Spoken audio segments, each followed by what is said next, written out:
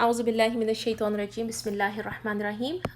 سورہ الحاقہ شروع کرتے ہیں۔ یہ بھی مکی سورہ ہے اور یہ بالکل ابتدائی زمانے میں نازل ہوئی تھی، بالکل جو ابتدائی دور تھا اس میں نازل ہوئی تھی، بلکہ حضرت عمر کے اسلام لانے سے پہلے نازل ہوئی تھی۔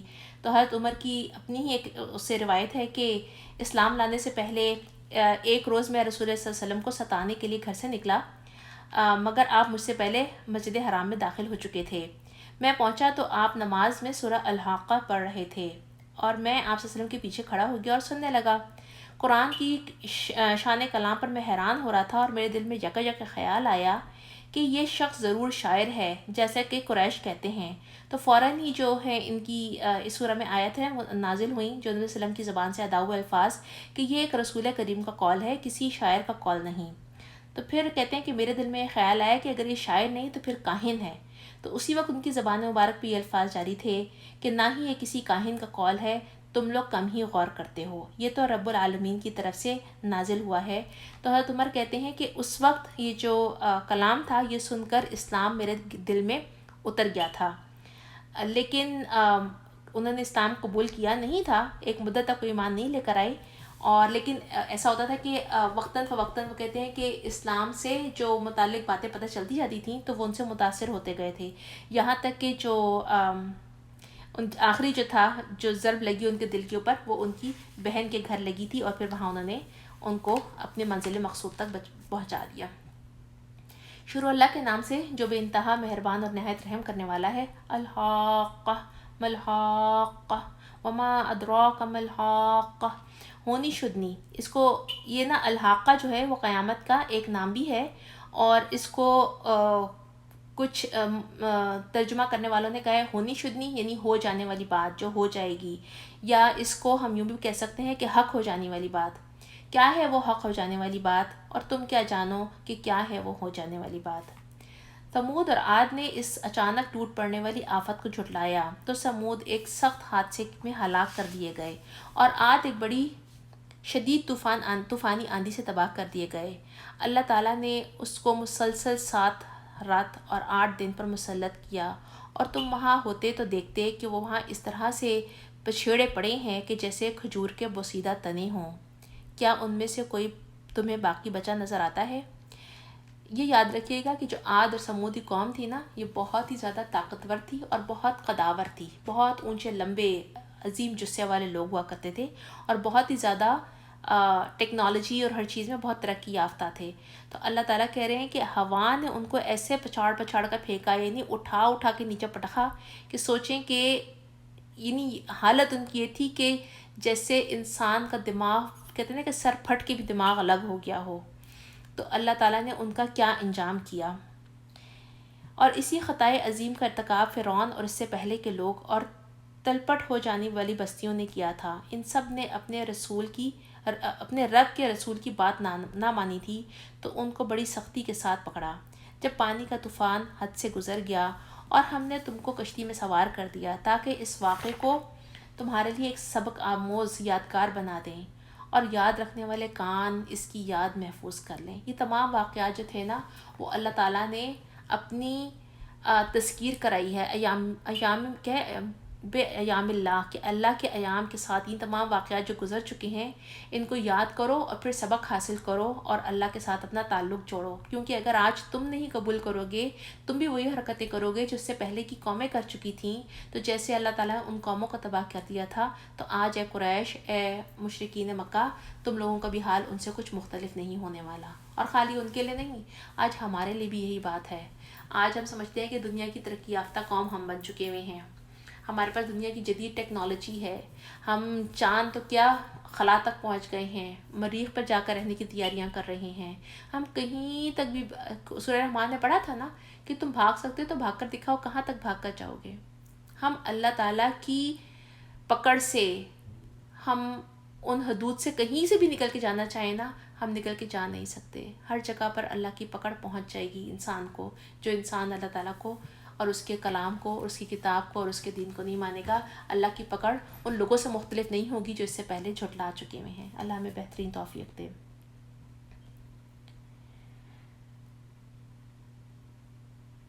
اچھا، اس کے بعد جو آتا ہے نا کہ کان اور کان یاد رکھنے والے کان دیے اس کی یاد محفوظ رکھیں.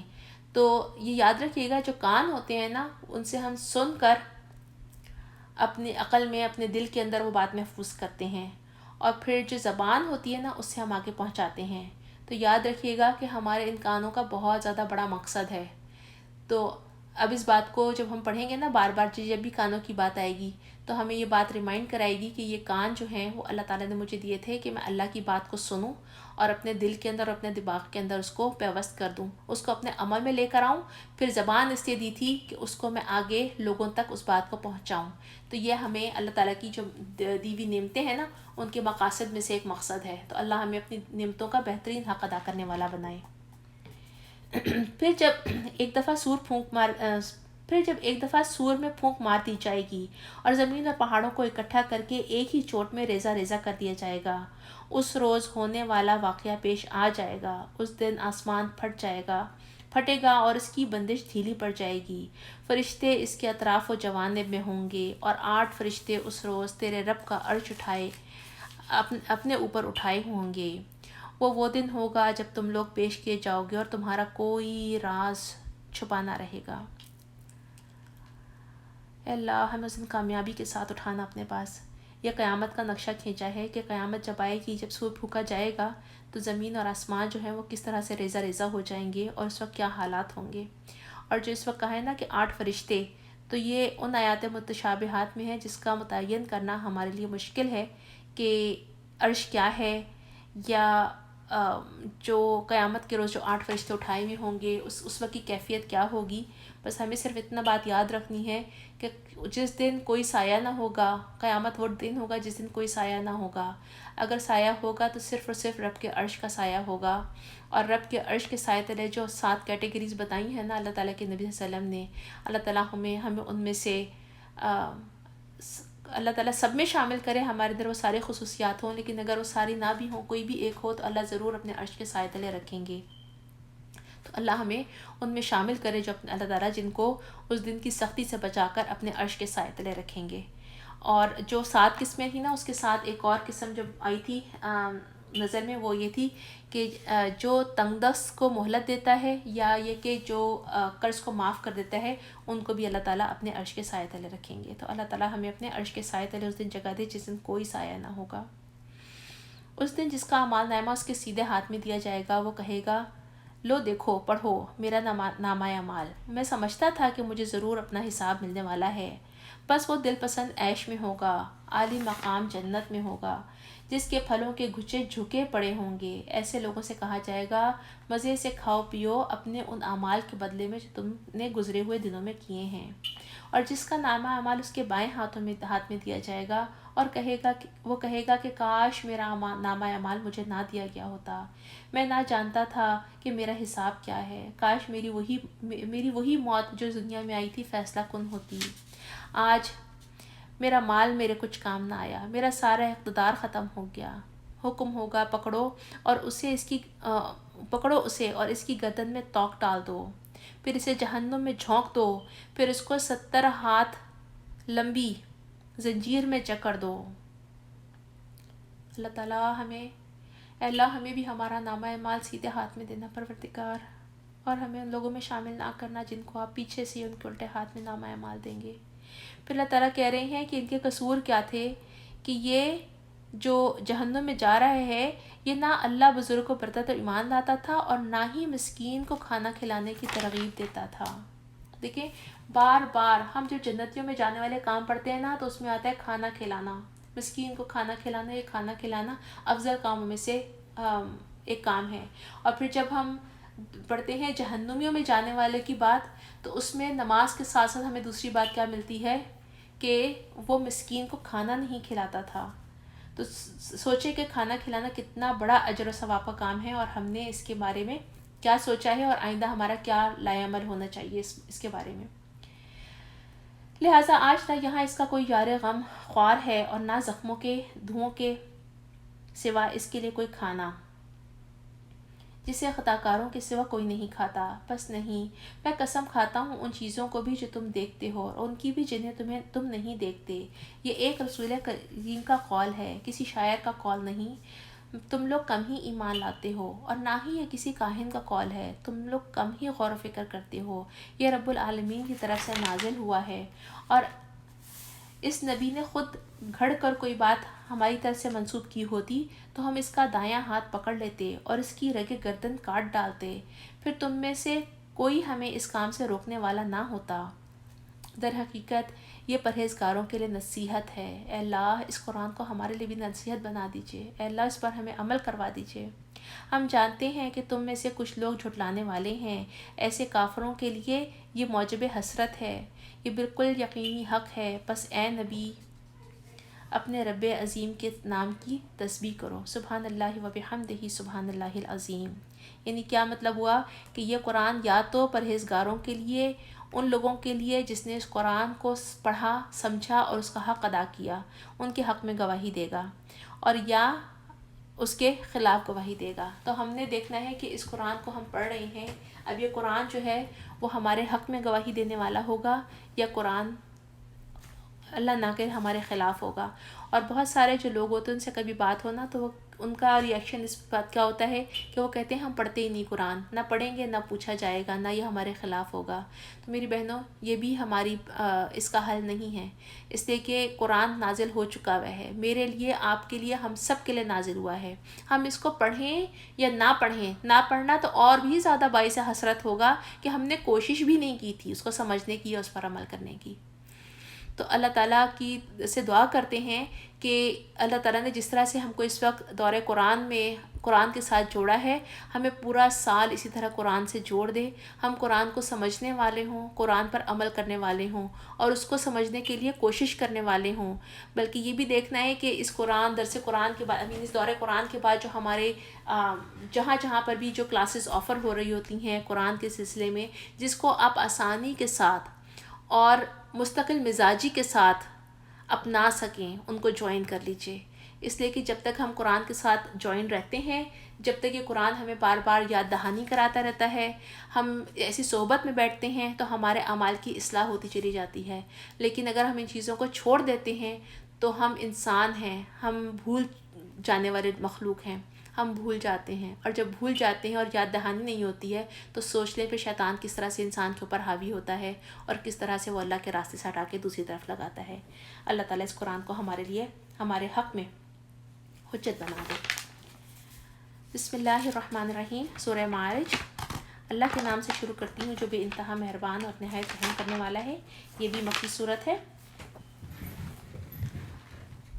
مانگنے والے نے عذاب مانگا ہے، وہ عذاب جو ضرور واقع ہونے والا ہے. کافروں کے لیے کوئی سے دفع کرنے والا نہیں، اس خدا کی طرف سے جو عروج کے زینوں کا مالک ہے. من اللہ ذی المعارج. ملائکہ اور روح اس کے حضور چڑھ کر جاتے ہیں ایک ایسے دن میں جس کی مقدار 50,000 سال ہے. مفسرین کہتے ہیں کہ یہ 50,000 سال کا جو دن بتایا ہے یہ قیامت کا دن ہوگا. یہ مومن کے لیے بس ایسا ہی ہوگا جیسے ایک فرض نماز کی ادائیگی کا جو ٹائم لگتا ہے. اور کچھ مفسرین کہتے ہیں کہ یہ جو 50,000 سال کی بات کی ہے تو یہ اس طرح سے ہے کہ اگر انسان چڑھنا چاہے تو اس کو آسمان کی بلندیاں تک پہنچنے کے لیے 50,000 سال لگیں گے، لیکن جبرائیل اور فرشتے ایک ہی دن میں چڑھ جاتے ہیں. بس اے نبی صبر کرو، شائستہ صبر. فصبر صبرا جمیلا. یہ لوگ اسے دور سمجھتے ہیں اور ہم اسے قریب دیکھ رہے ہیں. وہ عذاب اس روز ہوگا جس روز آسمان پگھلی ہوئی چاندی کی طرح ہو جائے گا اور پہاڑ رنگ برنگ کے دھنکے ہوئے اون جیسے ہو جائیں گے. کوئی جگری دوست اپنے جگری دوست کو نہ پوچھے گا، حالانکہ وہ ایک دوسرے کو دکھائے جائیں گے. مجرم چاہے گا کہ اس دن عذاب سے بچنے کے لیے اپنی اولاد کو، اپنی بیوی کو، اپنے بھائی کو، اپنے قریب ترین خاندان کو جو اسے پناہ دینے والا تھا، اور روئے زمین کے سب لوگوں کو فدیے میں دے دے اور یہ تدبیر اسے نجات دلا دے. ہرگز نہیں، وہ تو بھڑکتی ہوئی آگ کی لپٹ ہوگی جو گوشت پوست کو چاٹ جائے گی اور پکار کر اپنی طرف بلائے گی ہر اس شخص کو جس نے حق سے منہ موڑا اور پیٹھ پھیری اور مال جمع کیا اور سین کر رکھنا. سینسیت کر رکھا. انسان تھوڑا دلا پیدا کیا گیا ہے، یعنی یہ انسان کی اللہ تعالیٰ نے بتایا کہ اس کے اندر فطری کمزوری ہے.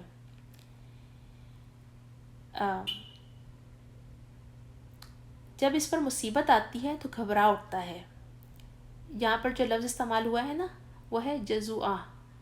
جزا فضا کرنا یعنی اللہ کے ساتھ بدگمانیاں کرنا، بری باتیں منہ سے نکالنا، یہ انسان کی سرشت میں شامل ہے. بہت تھوڑ دلا ہے، جب بھی مصیبت آتی ہے تو گھبرا جاتا ہے اور جزا فضا کرتا ہے، اور جب اسے خوشحالی نصیب ہوتی ہے تو بخل کرنے لگتا ہے. مگر وہ لوگ اس عیب سے بچے ہوئے ہیں جو نماز پڑھنے والے ہیں، جو اپنی نماز کی ہمیشہ پابندی کرتے ہیں، جن کے مال میں سائلوں اور محروم کا ایک مقرر حق ہے، جو روز جزا کو برحق مانتے ہیں، جو اپنے رب کے عذاب سے ڈرتے ہیں، کیونکہ ان کے رب کا عذاب ایسی چیز نہیں کہ جس سے کوئی بے خوف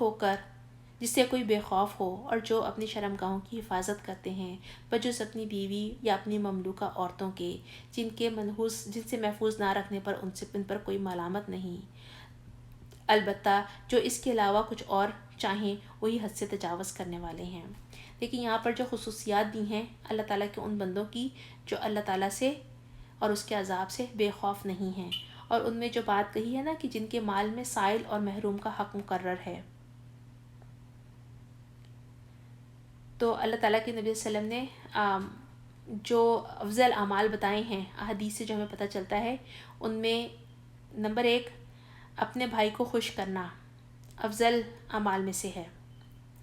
پھر یا کہ اگر اس کے اوپر قرضہ ہے وہ قرضہ معاف کر دے یا قرضہ ادا کر دے. اور پھر کھانا کھلانا، یعنی کھانا جو کھلانے کی دیکھیں ہم کتنی زیادہ بار بار ترغیب پڑھتے آ رہے ہیں کہ کھانا کھلانا. کھانا کھلانے کے لیے خالی یہی نہیں ہے کہ صرف ضرورت مندوں کو کھانا کھلاتے ہیں، بلکہ کھانا کھلانے میں ہر کسی کو کھانا کھلانا شامل ہے.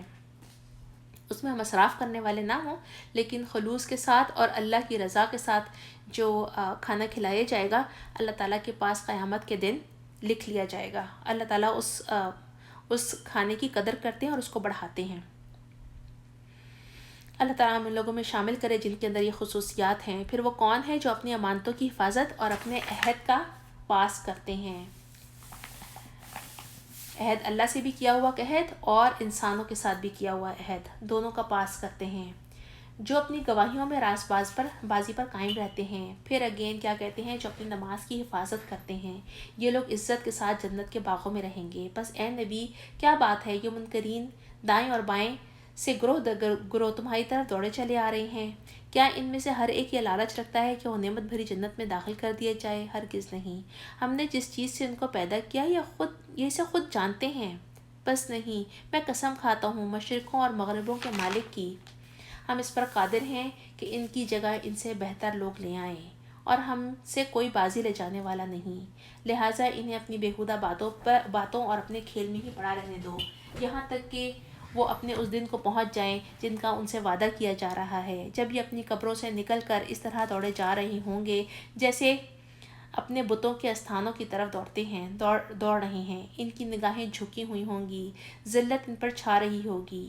یہ وہ دن ہے جس کا ان سے وعدہ کیا جا رہا ہے.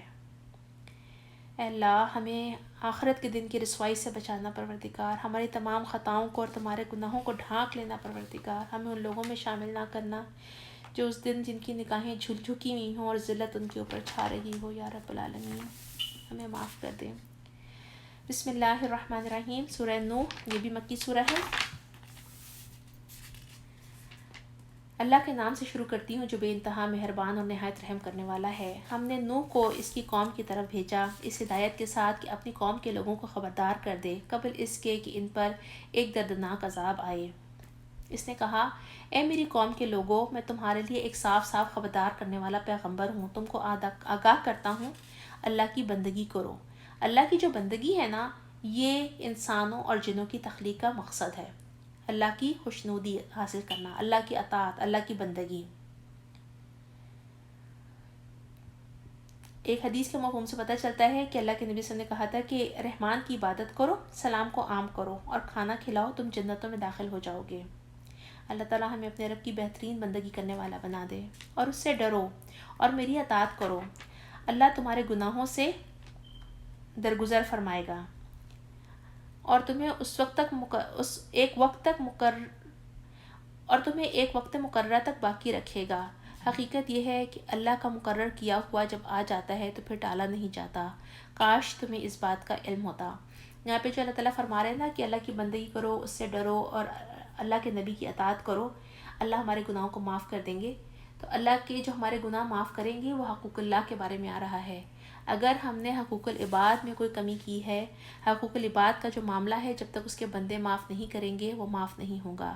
تو ہمارے لیے چونکہ قرآن کا اختتام ہے اور ہم بار بار ایک ہی بات کہہ رہے ہیں، ہم سب، میں نے بھی اور آپ نے بھی، اپنے اپنے اعمال کا اپنے خود جائزہ لینا ہے نا۔ تو اس میں دیکھنا ہے کہ ہمارے کاموں میں یا ہمارے اعمال میں اگر حقوق العباد میں کوئی کوتاہی یا کمی یا زیادتی ہے تو ہمیں اس کے اوپر اپنے آپ کو جج کر کے اور ایکشن لینا ہوگا، کیونکہ جب تک انسان اپنے قصور جو کیے گئے ہیں یا ان کے ساتھ جو معاملات ہیں وہ معاف نہیں کریں گے، جب تک ہماری معافی نہیں ہو سکتی۔ اس نے عرض کی، اے میرے رب، میں نے اپنی قوم کے لوگوں کو شب و روز پکارا، مگر میری پکار نے ان کی فرار ہی میں اضافہ کیا، اور پھر جب میں نے ان کو بلایا تاکہ تو انہیں معاف کر دے تو انہوں نے کانوں میں انگلیاں ٹھونس لیں اور اپنے کپڑوں سے منہ ڈھانک لیے اور اپنی روش پر اکڑ گئے اور بڑا تکبر کیا۔ اور پھر میں نے ان کو ہانک کے پکارے دعوت دی، پھر میں نے اعلانیہ بھی ان کو تبلیغ کی اور چپکے بھی سمجھایا۔ میں نے کہا، اپنے رب سے معافی مانگو، وہ بے شک بڑا معاف کرنے والا ہے۔ پھر دیکھیں آپ معافی اور استغفار کے فائدے بتا رہے ہیں حضرت نوح علیہ السلام اپنی قوم کو، کہ وہ تم پر آسمان سے خوب بارشیں برسائے گا، تمہیں مال اور اولاد سے نوازے گا، تمہارے لیے باغ پیدا کر دے گا اور تمہارے لیے نہریں جاری کر دے گا۔ حدیث میں آتا ہے کہ رسول پاک صلی اللہ علیہ وسلم نے قریش کے لوگوں کو فرمایا، ایک کلمہ ہے جس کے اگر تم قائل ہو جاؤ تو عرب اور عجم جو ہیں وہ تمہارے فرما روا ہو جائیں گے۔ پھر ایک مرتبہ قحط کے موقع پر حضرت عمر سے لوگ آئے اور انہوں نے کہا کہ بارش کے لیے دعا کی جائے، تو انہوں نے صرف استغفار پہ اکتفا فرمایا۔ تو لوگوں نے کہا کہ اے امیر المومنین، آپ نے بارش کے لیے تو دعا نہیں کی؟ تو انہوں نے فرمایا کہ میں نے آسمانوں کے ان دروازوں کو کھٹکھٹا دیا ہے جہاں سے بارشیں نازل ہوتی ہیں۔ اسی طرح سے ایک مرتبہ بتاتے ہیں کہ حضرت حسن بصری کی مجلس میں ایک شخص نے خوش سالی کی شکایت کی تو انہوں نے کہا، اللہ سے استغفار کرو۔ پھر ایک اور شخص آیا، اس نے تنگ دستی کی شکایت کی، پھر تیسرا آیا، اس نے کہا کہ میرے یہاں اولاد نہیں ہے۔ ایک اور آیا، اس نے کہا کہ زمین کی پیداوار بہت کم ہے۔ وہ ہر ایک کو یہی جواب دیتے گئے کہ استغفار کرو، استغفار کرو، استغفار کرو۔ لوگوں نے کہا کہ کیا معاملہ ہے، آپ سب کو ہر ایک کی شکایت کا ایک ہی علاج بتا رہے ہیں؟ تو انہوں نے جواب میں سورہ نوح کی یہ والی آیات پڑھ لی تھی۔ تو یہ استغفار کے باقی بھی جو فائدے ہیں وہ تو ہیں ہی ہیں، لیکن جو بظاہر فائدے، جو دنیاوی فائدے ہیں، وہ اللہ تعالیٰ ہمیں بتا رہے ہیں کہ اللہ تعالیٰ خوب آسمان سے بارشیں برسائے گا، تمہیں مال و اولاد سے نوازے گا، اللہ تعالیٰ رزق باغ پیدا کرے گا، تمہارے لیے نہری جاری کر دے گا، ہر قسم کی جو رزق ہے، اللہ کی نعمتیں ہیں، ان کی فراوانی ہوتی چلی جائے گی۔ اور ایک اور حدیث میں پتہ چلتا ہے کہ کثرت سے جو لوگ استغفار کرتے ہیں، اللہ تعالیٰ ان کو وہاں سے رزق دیتا ہے جہاں سے انسان کا گمان بھی نہیں ہوتا۔ تمہیں کیا ہو گیا ہے کہ اللہ کے لیے تم کسی وقار کی توقع نہیں رکھتے، حالانکہ اس نے طرح طرح سے تمہیں بنایا ہے۔ طرح طرح سے مطلب اتوارا کا جو مطلب ہے اس کو یہ ہے کہ درجہ بدرجہ، سٹیپ بائی سٹیپ تمہیں پیدا کیا ہے۔ کیا تم دیکھتے نہیں ہو کہ اللہ نے کس طرح سے 7 آسمان تہ بتہ بنائے، ان میں چاند کو نور اور سورج کو چراغ بنایا، اور اللہ نے تم کو زمین سے عجیب طرح اگایا، پھر وہ تمہیں اسی زمین میں واپس لے جائے گا اور اس سے یکایک تم کو نکال کھڑا کرے گا، اور اللہ نے زمین کو تمہارے لیے فرش کی طرح بچھا دیا تاکہ تم اس کے اندر کھلے راستوں میں چلو۔ نوح نے کہا، میرے رب، انہوں نے میری بات رد کر دی، ان رئیسوں کی پیروی کی جو مال اور اولاد پا کر زیادہ نامراد ہو گئے تھے، یعنی زیادہ سرکش ہو گئے ہیں۔ ان لوگوں نے بڑا بھاری مکر کا جال پھیلا رکھا ہے۔ انہوں نے کہا، ہرگز نہ چھوڑو اپنے معبودوں کو، اور نہ چھوڑو ود کو، سوا کو، نہ یغوث کو اور یعوق کو اور نصر کو۔ ان کے بارے میں آتا ہے کہ یہ اولیاء اللہ تھے ایک زمانے میں، ان کے ٹائم میں، اور جب وہ فوت ہو گئے تو اس کے بعد لوگوں نے ان کو خدا بنا لیا.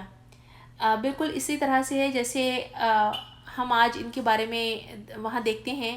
انڈیا پاکستان میں کتنے بزرگان دین ایسے تھے جن کی دین کی خدمات نے لوگوں کو بہت فائدہ دیا تھا جب وہ زندہ تھے. انہی میں سے ہی علی حجویری صاحب بھی تھے. تو ہوتا کیا ہے کہ ایسے جو بزرگان ہوتے ہیں ان کے لیے جب وہ فوت ہوتے ہیں نا تو پہلے ان کی قبر بنائی جاتی ہے، پھر ان قبروں کے اوپر صرف چڑھاوے چڑھائے جاتے ہیں اور ان کے لیے دعا کی جاتی ہے. کچھ ایسا گزرتا ہے تو شیطان جو ہے وہ ان سے تھوڑا سا اور سٹیپ ان کو آگے لے کے جاتا ہے، اور پھر ہم دیکھتے ہیں کہ بہت سارے لوگ جو ان بزرگان کی رسپیکٹ کرتے ہیں تو ان کی تصویریں لگائی ہوتی ہیں اور تصویروں کے ارد گرد انہوں نے پھول لگائے ہوئے ہوتے ہیں. تو یہ سٹیپ بائی سٹیپ شیطان جو ہے وہ انسان کو گمراہی کی طرف لے کے جاتا ہے. تو کبھی یہ بھی بزرگان دین ہوا کرتے تھے یا اولیاء اللہ ہوا کرتے تھے جن کو لیٹر آن انہوں نے ان کی بت بنا لیا اور ان کی عبادت کرنے لگ گئے. جیسے آج ہم دیکھتے ہیں کہ بیک ہوم میں بھی کتنے سارے لوگ ہیں جو اس شرک میں پڑے ہوئے ہیں، جو کہ ہم کسی بھی وہاں پر اولیاء اللہ جو ہیں ان کے قبر کے سامنے سے ان کا جو مزار بنایا ہوا تھا ان کے پاس سے گزر کے دیکھیں تو ہم دیکھتے ہیں کہ لوگ کس قدر شرک کر رہے ہیں. تو جیسے یہ لوگ تھے جو اپنے ان معبودوں کو نہیں چھوڑنا چاہتے تھے اور شرک میں پڑے ہوئے تھے، ہم بھی سلولی اینڈ گریجولی اسی ٹریک پر چلتے جا رہے ہیں. اگر ہم نے اپنی اصلاح نہ کی، اگر ہم پلٹ کے اللہ تعالیٰ کی طرف واپس نہ لوٹے اور اپنے اندر سے وہ تمام کام جو شرکیاں ہیں جو کہ ہمیں کسی بھی قسم کی شرک کی طرف لے کے جاتے ہیں وہ نہ چھوڑے، تو ہمارا انجام بھی ان قوموں سے مختلف نہیں ہوگا. اور ہمارے نبی صلی اللہ علیہ وسلم نے جو ہمیں ڈرایا تھا نا شرک کے لیے کہ کس قسم کے شرک سے ہم لوگوں کو ہمارے بارے میں وہ خوفزدہ تھے، اور یہ کہنا ہمارے لیے کہ ہمارے کوئی بھی کام اگر ہو جائے، ہم اس میں جب کہتے ہیں نا کہ اگر میں یوں کر لیتا تو یہ کام یوں نہ ہوتا، تو یہ اگر مگر کہنا اس طرح کا شرک ہے، اس طرح کا ہے کہ جس طرح سے ہمیں پتہ نہیں چلتا کہ جیسے کالی سیاہ رات ہو، اس میں کالا سیاہ پہاڑ ہو اور اس کے اوپر کالی سیاہ چونٹی چل رہی ہو، تو جیسے اس کالی رات میں اس کالے پہاڑ پر اس ڈارک نائٹ میں وہ کالی چونٹی نظر نہیں آ سکتی نا، تو یہ اگر مگر کہنا ہماری زندگی کے اندر اس قسم کا شرک جو ہے وہ داخل کر دیتا ہے. اور جب ایک جگہ غلطی ہوتی ہے، کمزوری ہوتی ہے، تو شیطان پھر وہاں سے ہمارے اس میں آ کر دل میں آ کر ہمیں مزید گمراہی کی طرف بڑھاتا ہے. تو اللہ تعالیٰ ہمیں ہر قسم کی گناہ سے، ہر قسم کی برائی سے اور ہر قسم کی ایون اگر مگر سے بھی بچا لے. تو انہوں نے کیا کہا؟ انہوں نے بہت سے لوگوں کو گمراہ کیا، اور تو بھی ان ظالموں کو گمراہی کے سوا کسی چیز میں ترقی نہ دے. اپنی خطاؤں کی بنا پر وہ غرق کیے گئے اور آگ میں جھونک دیے گئے. دیکھیں، اپنی خطاؤں کی بنا پر وہ غرق کیے گئے، یعنی یہاں پر اللہ تعالیٰ بتا رہے ہیں کہ اس قوم کو اللہ تعالیٰ نے دیا تو غرق کر دیا تھا، پانی کے اندر ڈوب گئے تھے. تو پانی کے اندر ڈوبنے کے بعد آگ کی بات کہاں سے آ گئی؟ اس کا مطلب یہ ہے کہ ایسے لوگ جب مرتے ہیں یا عالم برزخ میں بھی اللہ تعالیٰ کا عذاب موجود ہے. تو جیسے ہی ان کا سلسلہ منقطع ہوا اس دنیا سے، چاہے وہ پانی میں ڈوب کر ہوا تھا، لیکن ان کی جو کہاں پر ان کو داخل کر دیا گیا، ان کی روحوں کو آگ میں جھونکنے کے لیے. پھر انہوں نے اپنے لیے اللہ سے بچانے والا کوئی مددگار نہ پایا. اور نوح نے کہا، میرے رب، ان کافروں میں سے کوئی زمین پر بسنے والا نہ چھوڑ. اگر تو نے ان کو چھوڑ دیا تو یہ تیرے بندوں کو گمراہ کریں گے، اور ان کی نسل سے جو بھی پیدا ہوگا بدکار اور سخت کافر ہی ہوگا. میرے رب، مجھے اور میرے والدین کو اور ہر اس شخص کو جو میرے گھر میں مومن کی حیثیت سے داخل ہوا ہے، اور سب مومن مردوں کو اور عورتوں کو معاف کر دے، اور ظالموں کے لیے ہلاکت کے سوا کسی اور چیز میں اضافہ نہ کرنا. اللہ تعالیٰ کو مغفرت کی دعا بہت پسند ہے، تو اپنے لیے بھی ہمیں کثرت سے مغفرت مانگنا ہے اور دوسرے مسلمانوں کے لیے بھی. پھر پہلی بات جو بتا چکی ہوں کہ کثرت سے استغفار سے وہاں سے رزق آتا ہے جہاں سے انسان کو گمان بھی نہ ہو. اور اس سے پہلے بھی میں ایک حدیث جو ہے وہ کوٹ کر چکی ہوئی ہوں، دوبارہ یاد دہانی کے لیے بتا دیتی ہوں کہ اگر کوئی شخص دن میں 27 بار مومنین مومنات مسلمین مسلمات کے لیے مغفرت کی دعا کرتا ہے تو اللہ تعالیٰ اس کا نام ان لوگوں کی لسٹ میں لکھ دیتے ہیں جس کی وجہ سے اللہ تعالیٰ دنیا والوں کو رزق دیتے ہیں، اور اللہ تعالیٰ اس شخص کی دعائیں قبول کرتے ہیں. اللہ تعالیٰ ہمیں ان لوگوں میں شامل کر لیں. آمین ثم آمین. بسم اللہ الرحمن الرحیم. سورہ جن، یہ بھی مکی سورہ ہے، اور ہم اس سے پہلے پڑھ چکے ہیں نا کہ جو اللہ تعالیٰ نے سورہ ملک میں کہا تھا کہ اللہ تعالیٰ نے اس آسمان دنیا کو سجایا ہے جن ستاروں سے، وہ دراصل ستارے کیا ہیں؟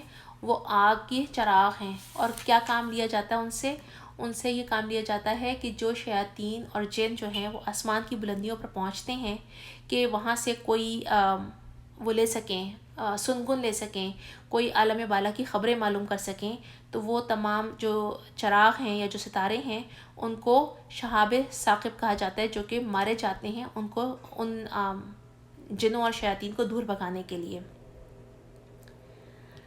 تو اس میں ان کا بھی یہ ذکر آئے گا کہ نبی صلی اللہ علیہ وسلم کی نبوت سے پہلے جو جن جو تھے وہ عالم بالا کی خبریں معلوم کرنے کے لیے آسمان میں جایا کرتے تھے، تو کوئی نہ کوئی ان کو موقع مل جاتا تھا کہ وہ سن لیتے تھے۔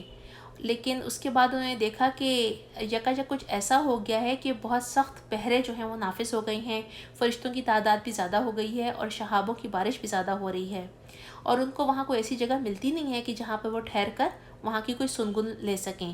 تو ان کو یہ معلوم کرنے کی فکر لاحق ہو گئی کہ اس زمین کے اوپر کون سا ایسا واقعہ پیش آنے والا ہے جس کے لیے سخت انتظامات کیے ہیں۔ تو شاید یہی وجہ تھی کہ اس وقت جو تھے جنوں کا ایک گروہ جو تھا وہ اس تلاش میں پھر رہا ہو، یا بہت سے گروہ اس تلاش میں پھر رہی ہوں کہ ہو سکتا ہے کہ کیا ریزن ہو سکتی ہے، ہو سکتا ہے کوئی نبوت آنے والی ہے، ہو سکتا ہے زمین کے اوپر کوئی عذاب دینے آنے والا ہے ان انسانوں کے اوپر، کیا وجہ ہے کہ اتنی سختی کے ساتھ پہرے لگے ہوئے ہیں۔ تو انہی گروہوں میں سے ایک گروہ جو ہیں اس نے نبی صلی اللہ علیہ وسلم کی زبان مبارک سے قرآن کے الفاظ سنے تھے، اور ان کے بعد ان کو یہ پتہ چلا تھا کہ کیا وجہ تھی کہ وہاں پر عالم بالا کی جو تمام دروازے ہیں وہ کیوں بند کر دیے گئے ہیں، یا کہ حفاظتی انتظامات اتنے زیادہ سخت کیوں کر دیے گئے ہیں۔ اللہ کے نام سے شروع کرتی ہوں جو بے انتہا مہربان اور نہایت رحم کرنے والا ہے۔ اے نبی کہو میری طرف وحی بھیجی گئی ہے، جنوں کے ایک گروہ نے غور سے سنا، پھر جا کر اپنی قوم کے لوگوں سے کہا۔ یہاں پر اللہ تعالیٰ کو کہ نبی کو وحی کر کے بتایا گیا ہے، ان کو پتہ نہیں چلا تھا، انہوں نے ان کو دیکھا نہیں تھا کہ جن کا کوئی گروہ آیا ہے یا نہیں آیا ہے۔ یہ اللہ تعالیٰ نے اپنی وحی کے ذریعے نبی صلی اللہ علیہ وسلم کو انفارم کیا تھا کہ جنوں کے ایک گروہ نے اسے ان آیتوں کو غور سے سنا۔ پھر کہا، قوم کے لوگوں سے کیا کہا کہ ہم نے ایک بڑا ہی عجیب قرآن سنا ہے جو کہ راہ راست کی طرف رہنمائی کرتا ہے، اس لیے ہم اس پر ایمان لے آئے، اب ہم ہرگز اپنے رب کے ساتھ کسی کو شریک نہیں کریں گے۔ اس آیت پر مفسرین کہتے ہیں کہ یہ جو ہم اس سے پہلے پڑھ چکے ہیں نا کہ ایک اور گروہ کے بارے میں جو کہ جب نبی صلی اللہ علیہ وسلم جو تھے وہ طائف سے واپس آ رہے تھے، اور سورہ احقاف میں اس جنوں کے گروہ کا ذکر ہے جس نے کہا تھا کہ انہوں نے آیتیں سنی تو انہوں نے کہا کہ یہ تو وہی باتیں ہیں، یہ ویسا ہی کلام ہے جیسے کہ اس سے پہلے موسیٰ کے اوپر نازل ہوا تھا۔ تو ان کے بارے میں تھا کہ شاید یہ وہ جنوں کی قوم تھی جو کہ موسیٰ علیہ السلام کے اوپر ایمان رکھتی تھی، اور انہوں نے جیسے ہی قرآن کو سنا اس پر فوراً اس پر بھی ایمان لے کر آ گئے۔ لیکن مفسرین کہتے ہیں کہ یہ والا جو گروپ ہے وہ اس قرآن کو سننے کے بعد کہہ رہا ہے کہ ہم نے ایک بڑا عجیب قرآن سنا ہے، تو ہو سکتا ہے کہ یہ جن جو تھے وہ مشرک ہوں، لیکن جیسے ہی قرآن انہوں نے سنا وہ قرآن پر ایمان لے کر آ گئے، اور انہوں نے کہا کہ ہم اپنے رب کے ساتھ کسی کو شریک نہیں کریں گے۔ اور یہ کہا کہ ہمارے رب کی شان بہت اعلیٰ و عرفہ ہے، اس نے کسی کو بیوی یا بیٹا نہیں بنایا ہے، اور یہ کہ ہمارے نادان لوگ اللہ کے بارے میں بہت خلاف حق باتیں کہتے ہیں۔ یہ نادان لوگوں کو کن کو کہا ہے نادان لوگ؟ ابلیس کے بارے میں آیا ہے۔ اور یہ کہ ہم نے سمجھا تھا کہ انسان اور جن کبھی خدا کے بارے میں جھوٹ نہیں بول سکتے، اور یہ کہ انسانوں میں سے کچھ لوگ جنوں میں سے پناہ مانگا کرتے تھے، جس سے انہوں نے جنوں کا غرور اور بڑھا دیا تھا۔ اس کے بارے میں آتا ہے کہ ابن عباس کہتے ہیں کہ جاہلیت کے زمانے میں جب عرب کسی سنسان وادی سے گزرتے تھے تو پکار کے کہتے تھے کہ ہم اس وادی کے جن کی جو مالک ہے، جن مالک اس کی پناہ مانگتے ہیں۔ اسی طرح سے اگر کہیں پر پانی اور چارہ ختم ہو جاتا تھا اور جو بدو جو تھے وہ کسی دوسری جگہ بھیجتے تھے پانی اور چارہ تلاش کرنے کے لیے، تو وہاں جانے نئی جگہ پہ بھی اترنے سے پہلے وہ پکار کے کہتے تھے کہ ہم اس وادی کے رب کی پناہ مانگتے ہیں کہ ہمیں ہر آفت سے محفوظ کیا جائے. یعنی ان کا یہ عقیدہ تھا کہ ہر غیر آباد جگہ جو ہوتی ہے اس میں جن ہوتے ہیں، اور جنوں کے چونکہ قبضے میں ہوتی ہے تو چونکہ ہم ان کی ایریے میں جا رہے ہیں تو ہمیں ان سے پناہ مانگ لینی چاہیے. تو یہ جو وجہ تھی نا کہ جنوں سے انسانوں نے ڈرنا شروع کر دیا تھا، تو اور اس بات کا ان کو بہت غرور ہو گیا تھا کہ انہوں نے اللہ کی پناہ چھوڑ کر ہم سے پناہ مانگنی شروع کر دی تھی. وہ بہت زیادہ متکبر ہوتے جا رہے تھے. اور اللہ کے نبی صلی اللہ علیہ وسلم نے ہمیں کیا طریقہ بتایا ہے کہ ہم کبھی بھی کسی نئی جگہ پر جائیں، ضروری نہیں کہ بیابان ہو کہ نہیں ہو، کسی بھی جگہ پر کوئی نئی جگہ ہو جہاں آپ جانتے ہیں، جہاں آپ نہیں جانتے ہیں، آپ کہیں جاتے ہیں نکل کر، تو وہاں جب آپ لینڈ کریں تو آپ سب سے پہلے کیا دعا مانگیں؟ 3 دفعہ کہتے ہیں اعوذ بکلمات اللہ التامۃ من شر ما خلق، کہ اللہ تعالیٰ اللہ کی پناہ میں آ جائے تمام مخلوقات کی شر سے، چاہے اس کے اندر انسان ہو، چاہے اس کے اندر جن ہو، یا اس کے اندر کوئی جانور ہو. تو اس علاقے میں کوئی بھی ایسی مخلوق جس کا کوئی شر والی ہوگی تو اللہ تعالیٰ اس سے آپ کو اپنی پناہ میں لے لیں گے. اور یہ کہ انسانوں نے بھی وہی گمان کیا تھا جیسے تمہارا گمان تھا کہ اللہ کسی رسول کو نہ بھیجے گا.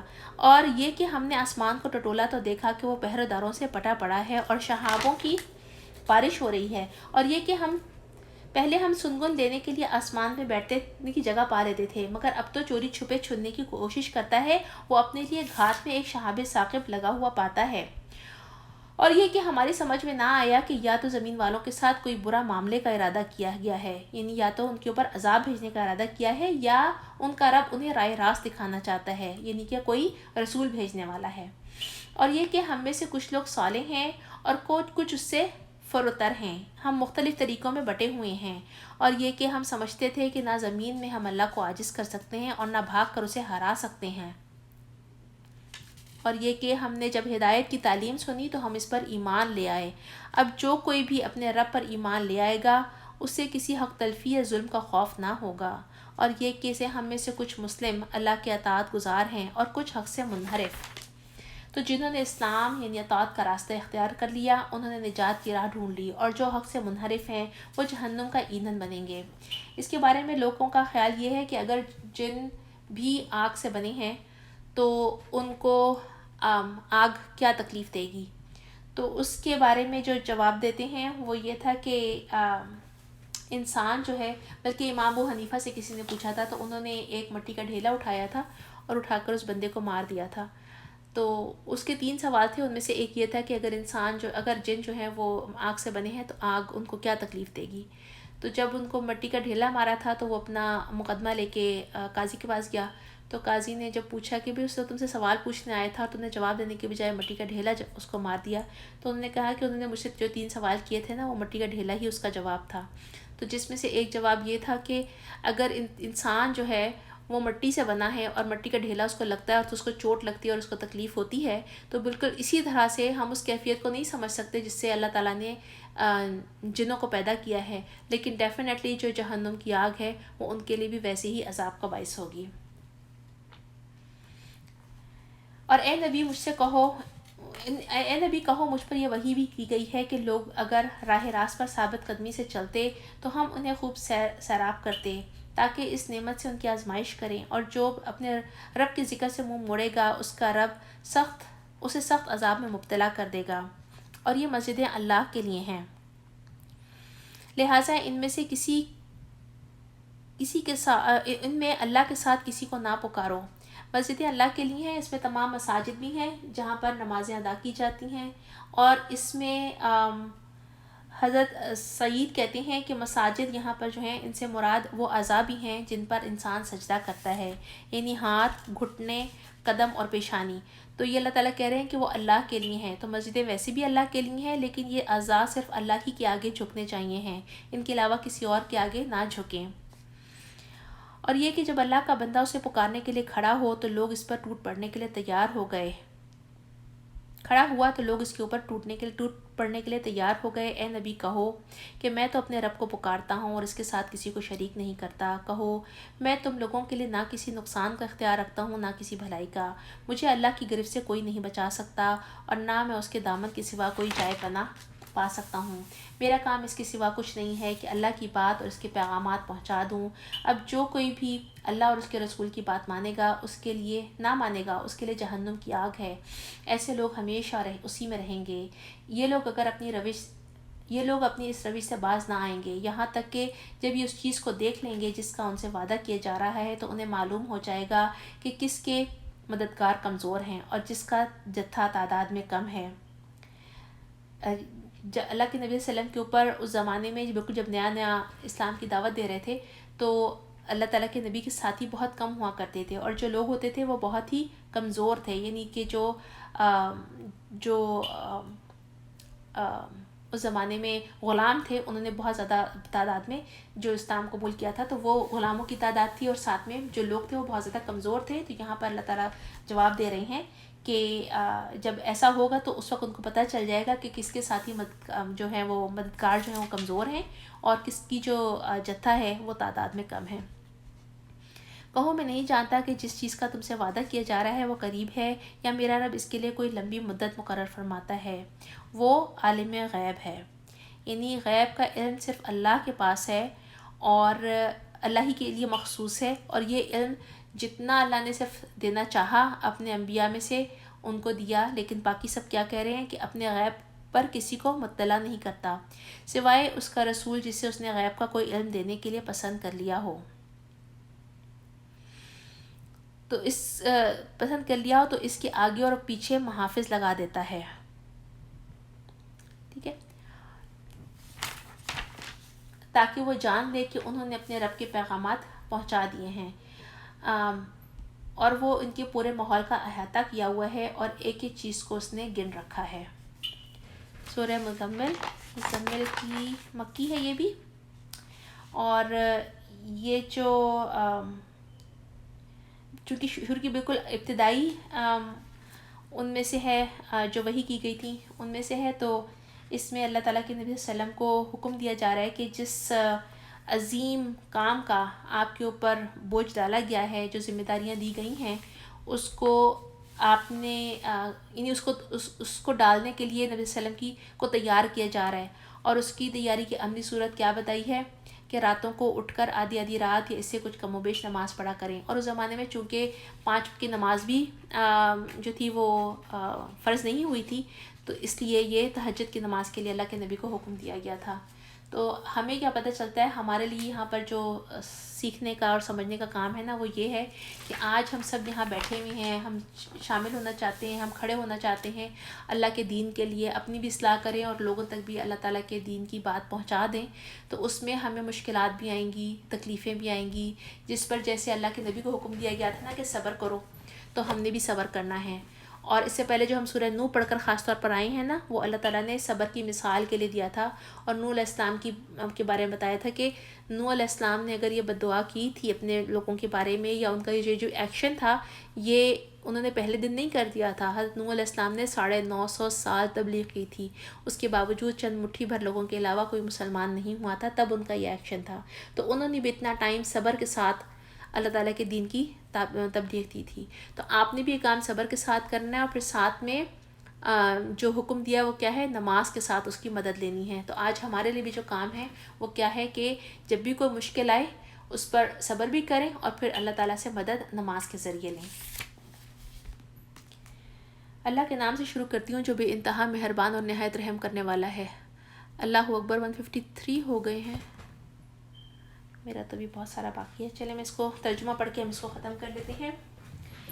اے اوڑھ لپیٹ کر سونے والوں, رات کی نماز میں کھڑے رہا کرو مگر کم, آدھی رات یا اس سے کچھ کم کر لو یا اس سے کچھ زیادہ بڑھا دو, اور قرآن کو خوب ٹھہر ٹھہر کر پڑھو. ہم تم پر ایک بھاری کلام نازل کرنے والے ہیں. بھاری کلام نازل کرنے والے ہیں, ہمیں پتہ چلتا ہے صحابہ نے اس کی وہ بتائی تھی. حضرت زید بن ثابت بتاتے ہیں کہ ایک دفعہ نبی صلی اللہ علیہ وسلم کے اوپر وحی نازل ہو رہی تھی اور ان کا جو زانو تھا میرے زانو کے اوپر تھا, اور اس وقت ان کے زانو کے اوپر ایسا بوجھ پڑا کہ معلوم ہوتا تھا کہ اب ٹوٹ جائے گا اور اب ٹوٹ جائے گا. تو وحی کا نازل ہونا نبی صلی اللہ علیہ وسلم کے اوپر بہت زیادہ بھاری تھا. اور عائشہ فرماتی ہیں کہ سخت سردی کے زمانے میں بھی نبی صلی اللہ علیہ وسلم کے اوپر جب وحی آتی تھی تو ان کے اوپر پسینوں کے قطرے آ جاتے تھے. در حقیقت رات کا اٹھنا نفس پر قابو پانے کے لیے بہت کاریگر ہے اور قرآن پڑھنے کے لیے زیادہ موزوں ہیں۔ دن کے اوقات میں تو تمہارے لیے بہت اور سی مصروفیات ہیں۔ اپنے رب کے نام کا ذکر کیا کرو اور سب سے کٹ کر اسی کے ہو کے رہو۔ وہ مشرق اور مغرب کا مالک ہے، اس کے سوا کوئی خدا نہیں، لہٰذا اسی کو تم اپنا وکیل بنا لو، اور جو باتیں لوگ بنا رہے ہیں ان پر صبر کرو اور شرافت کے ساتھ ان سے الگ ہو جاؤ، یعنی ان کو نظر انداز کر دو۔ اور یہی آج اصول ہمارے لیے بھی ہے۔ ان جھٹلانے والے خوشحال لوگوں سے نمٹنے کا کام تو مجھ پہ چھوڑ دو اور انہیں ذرا سی دیر اسی حالت میں رہنے دو۔ ہمارے پاس ان کے لیے بھاری بیڑیاں ہیں اور بھڑکتی ہوئی آگ اور حلق میں پھنسنے والا کھانا اور دردناک عذاب۔ یہ اس دن ہوگا جب زمین اور پہاڑ لرز اٹھیں گے اور پہاڑوں کا حال ایسا ہوگا جیسے ریت کے ڈھیر ہیں جو بکھرے جا رہے ہیں۔ اور تم لوگوں کے پاس ہم نے ایک رسول تم پر گواہ بنا کر بھیجا ہے، جس طرح ہم نے فرعون کے پاس ایک رسول بھیجا تھا۔ پھر دیکھ لو، جب فرعون نے اس رسول کی بات نہ مانی تو ہم نے اس کو بڑی سختی کے ساتھ پکڑ لیا۔ اگر تم ماننے سے انکار کرو گے تو اس دن کیسے بچ جاؤ گے جو بچوں کو بوڑھا کر دے گا؟ اس دن کی سختی سے آسمان پھٹا جا رہا ہوگا۔ اللہ کا وعدہ تو پورا ہو کر ہی رہنا ہے۔ یہ ایک نصیحت ہے، اب جس کا جی چاہے اپنے رب کی طرف جانے کا راستہ اختیار کر لے۔ اے نبی، تمہارا رب جانتا ہے تم کبھی 2/3 رات کے قریب اور کبھی آدھی رات اور کبھی 1/3 عبادت میں کھڑے رہتے ہو، اور تمہارے ساتھیوں میں سے ایک گروہ یہ عمل کرتا ہے۔ اللہ ہی رات اور دن کے اوقات کا حساب رکھتا ہے۔ اسے معلوم ہے کہ تم لوگ اوقات کا ٹھیک شمار نہیں کر سکتے، لہٰذا اس نے تم پر مہربانی فرمائی۔ اب جتنا قرآن آسانی سے پڑھ سکتے ہو پڑھ لیا کرو۔ اسے معلوم ہے کہ تم میں سے کچھ مریض ہوں گے، کچھ دوسرے لوگ اللہ کے فضل کی تلاش میں سفر کرتے ہیں، اور کچھ لوگ اللہ کی راہ میں جنگ کرتے ہیں۔ بس جتنا قرآن بآسانی پڑھ سکتے ہو پڑھ لیا کرو، اور نماز قائم کرو، زکوٰۃ دو، اور اللہ کو اچھا قرض دو۔ کون سا قرض ہے یہ؟ صدقات کا۔ اور جو کچھ بھلائی تم اپنے لیے آگے بھیجو گے وہ اللہ کے ہاں موجود پاؤ گے، وہی زیادہ بہتر ہے اور اسی کا اجر بڑا ہے۔ ایک دفعہ نبی صلی اللہ علیہ وسلم بیٹھے ہوئے تھے اپنے صحابہ کے ساتھ، اور انہوں نے پوچھا کہ تم میں سے کون ہے جس کو اپنا مال اپنے وارث کے مال سے زیادہ محبوب ہے؟ لوگوں نے کہا یا رسول اللہ، ہم میں سے کوئی بھی ایسا نہیں ہے جس سے اپنے مال سے زیادہ اپنے وارث کا مال پسند ہو۔ تو نبی صلی اللہ علیہ وسلم نے کہا سوچ لو تم کیا کہہ رہے ہو؟ لوگوں نے عرض کیا کہ یا رسول اللہ، واقعی ہمارا حال ایسا ہے۔ تو اس پر نبی نے بتایا پاک صلی اللہ علیہ وسلم نے کہ تمہارا مال تو وہ ہے جو تم نے اپنی آخرت کے لیے آگے بھیج دیا، اور جو تم نے روک رکھا ہے وہ تو وارث کا مال ہے۔ اللہ سے مغفرت مانگتے رہو، بے شک اللہ بڑا غفور الرحیم ہے۔ بسم اللہ الرحمن الرحیم۔ سورہ مدثر مکی سورہ ہے، اور اس کے بارے میں مفسرین کہتے ہیں کہ یہ سیکنڈ وحی تھی۔ اور سیکنڈ وحی بھی اس طرح سے تھی کہ ایک دفعہ نبی صلی اللہ علیہ وسلم جا رہے تھے، اور کیونکہ پہلی وحی آنے کے بعد تھوڑا سلسلہ بند ہو گیا تھا وحی کا، تو کافی پریشان بھی رہتے تھے اللہ تعالیٰ کے نبی صلی اللہ علیہ وسلم، اور کہتے ہیں کہ میری حالت ایسی ہوتی تھی کہ دل چاہتا تھا کہ میں پہاڑ کی چوٹیوں سے اپنے آپ کو نیچے گرا دوں، اور جیسے ہی وہ چوٹی کے کنارے تک پہنچتے تھے تو وہاں پر حضرت جبرائیل نمودار ہو کر آپ سے کہتے تھے کہ آپ اللہ کے نبی ہیں، اور یہ بات سن کے اللہ کے نبی کو سکون آ جاتا تھا، ان کی اضطرابی کیفیت ختم ہو جاتی تھی۔ تو کہتے ہیں کہ اسی ٹائم میں وحی کا جو بہن رہنے کا ٹائم تھا، تو اس میں ایک روز اللہ کے نبی جا رہے تھے راستے میں، وہ خود بیان فرماتے ہیں کہ ایک روز میں راستے میں جا رہا تھا کہ یکایک میں نے آسمان سے ایک آواز سنی، میں نے سر اٹھایا تو دیکھا کہ یہ وہی فرشتہ تھا جو غار حرا میں میرے پاس آیا تھا اور زمین اور آسمان کے درمیان ایک کرسی پر بیٹھا تھا۔ اس کو جب دیکھا تو سخت میں دہشت زدہ ہو گیا، اور گھر پہنچ کر میں نے کہا مجھے اڑاؤ، اور چنانچہ گھر والوں نے میرے اوپر کمبل اڑا دیا، اور اس کے بعد پھر یہ والی وحی نازل ہوئی یا ایھا المدثر والی، اور پھر وحی کا سلسلہ جو تھا وہ کنٹینیو جاری ہو گیا۔ اللہ کے نام سے جو بے انتہا مہربان اور نہایت رحم کرنے والا ہے۔ اے اوڑھ لپیٹ کر لیٹنے والے، اٹھو، خبردار کرو اور اپنے رب کی بڑائی کا اعلان کرو۔ اپنے رب کی بڑائی کا اعلان کرو، اس کو انڈرلائن کر لیجئے۔ اللہ تعالیٰ کے پاس جو الفاظ ہیں جو اللہ تعالیٰ کو بہت پسندیدہ ہیں، جو اللہ کے محبوب ترین کلمات میں سے ہیں، وہ ہیں سبحان اللہ و بحمدہ، لا الہ الا اللہ، اللہ اکبر۔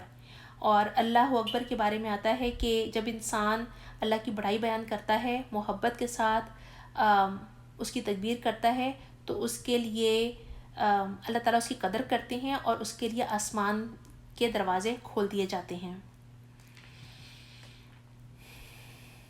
اپنے کپڑے پاک رکھو اور گندگی سے دور رہو۔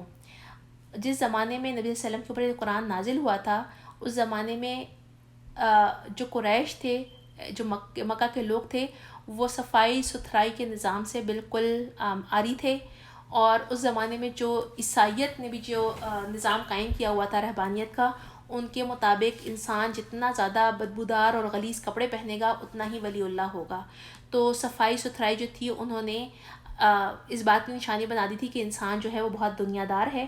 تو اس لیے یہاں پر اللہ تعالیٰ اپنے بندے کو بتا رہے ہیں کہ جس طرح سے روح کی پاکیزگی، روح کی صفائی ضروری ہے، اس کے ساتھ ساتھ جسم کی صفائی اور ساتھ ہی جو کپڑوں کا پاک ہونا ہے وہ بھی بہت ضروری ہے، کہ ظاہری زندگی بھی طہارت جو ہے اس میں اس کا ہمیں اللہ تعالیٰ کے نبی کے ذریعے ایک اعلیٰ معیار دیا اسلام نے. اور یہ بھی فرمایا کہ حدیث سے پتہ چلتا ہے کہ صفائی جو ہے وہ نصف ایمان ہے. اور احسان نہ کرو زیادہ حاصل کرنے کے لیے، یعنی کہ احسان کرو تو وہ بے غرض کرو، اور اپنے رب کی خاطر صبر کرو. اچھا، جب سور میں پھونک مار دی جائے گی وہ دن بڑا سخت ہوگا، کافروں کے لیے ہلکا نہ ہوگا. چھوڑ دو مجھے اور اس شخص کو جس سے میں نے اکیلا پیدا کیا. یہ شخص بھی اگین کون ہے؟ یہ ولید بن مغیرہ ہے، اور اس کو اللہ نے 10 بیٹے دیے تھے، بہت مال دیا تھا. اور اس کے بارے میں آتا ہے کہ یہ جب قریش میں حج کے جب نبی صلی اللہ علیہ وسلم نے دعوت دینا شروع کی اور لوگ جو تھے وہ کھنچے چلے جا رہے تھے دین کی دعوت کی طرف، تو اسی زمانے میں چند مہینے بعد حج کا ٹائم آ گیا. تو عرب کے سارے سردار اکٹھے ہوئے تھے اس بات کے لیے کہ حج میں جو لوگ آئیں گے اگر وہاں جا کر اس نبی نے دعوت دینا شروع کر دی تو ہمارا جو سارا کیا دھرا ہے وہ ختم ہو جائے گا، اور یہ جو دین ہے یہ پورے عرب میں پھیل جائے گا. تو کوئی ایسا کام کرنا چاہیے جس کی وجہ سے وہ لوگ ان کی بات کو نہ سنیں، محمد کی بات کو نہ سنیں.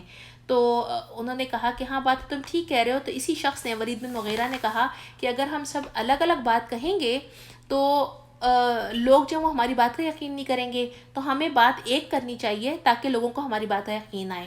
تو انہوں نے کہا ٹھیک ہے، ہم محمد صلی اللہ علیہ وسلم کو کہیں گے کہ وہ کاہن ہیں. تو آگے سے اس نے کہا نہیں خدا کی قسم وہ کاہن نہیں ہے، میں نے کاہنوں کو دیکھا ہے، وہ اس طرح کی باتیں نہیں کرتے. پھر انہوں نے کہا کہ ہم کہیں گے کہ وہ مجنون ہے. تو کہتا ہے نا دیوانے اور پاگل تو میں نے دیکھے ہیں، اور اس حالت میں انسان جیسی بہکی باتیں کرتا ہے اور الٹی سیدھی حرکات کرتا ہے وہ تو سب کو پتہ چل جاتی ہیں، یہ کاہن وہ مجنون بھی نہیں ہے. تو انہوں نے کہا پھر ہم یہ کہہ دیں گے کہ شاعر ہے. ولید نے کہا نہیں وہ شاعر بھی نہیں ہے، کیونکہ ہم شاعری کی تمام اقسام سے واقف ہیں، اس کی جو کلام ہے نا وہ شاعری نہیں ہے. تو پھر بولے کہ اچھا تو پھر ہم کہیں گے کہ یہ ساحر ہے. ولید نے کہا نہیں، جادوگروں کو بھی ہم جانتے ہیں، وہ اپنے جادو کا جو طریقہ اختیار کرتے ہیں ہم اس سے بھی واقف ہیں. تو ان میں سے کوئی بات بھی محمد کے اوپر چسپاں نہیں ہو رہی. تو اس وقت ابو جہل جو تھا اس نے اس کو طعنہ دیا کہ لگتا ہے کہ محمد کا کلام جو ہے وہ تمہارے اوپر اثر کرنا شروع ہو گیا اس کا. تو اس نے کہا اچھا نہیں مجھے کچھ سوچ لینے دو اور پھر سوچ کر میں کوئی بتاتا ہوں. پھر کافی سوچنے کے بعد اس نے کیا کہا کہ قریب ترین جو بات کی جا سکتی ہے وہ یہ ہے کہ تم عرب کے لوگوں سے یہ کہو کہ یہ شخص جادوگر ہے اور ایسا کلام پیش کر رہا ہے جو آدمی کو اس کے باپ، بھائی، بیوی اور بچوں اور سارے خاندان کو الگ کر دیتا ہے.